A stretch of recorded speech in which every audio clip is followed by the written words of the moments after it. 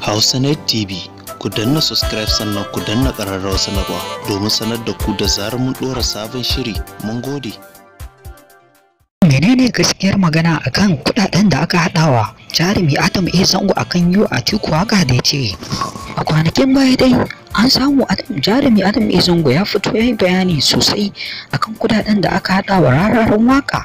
wanda yace zai yi wa Buhari waka aka ji duf, wanda wannan ne ya motsa jam'iyyar jarumi Adam A Zango, inda ya fito shi ma karara yi magana akan cewar a hada mai kudi zai yi wa Atiku waka dawo. To sai dai Ubangiji Allah ya amshi addu'arsa, inda ya samu kwa masoya suka ringa tattara alkhairai suna tura mai, a inda ya tattara yayi wannan aiki na waka, inda ya samu bayan kammalawa ya fito da hotunan wakan ma sosai yana fostawa a kafafen sada zumunta, inda wannan hotuna in kuka lura ga su nan dai su ne suke ta yawo akan social media akan cewar jarumi Adam A Zango ya fito karara yayi wa Atiku waka dawo. To jama'a dai suna ta san barka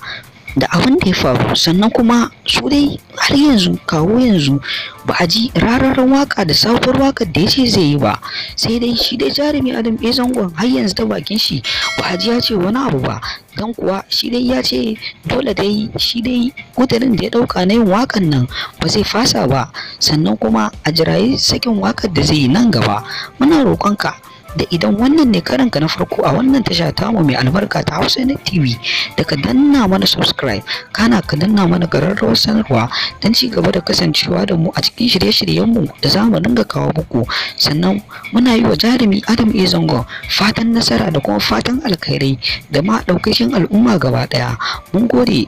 gode da kasancewa tare da mu.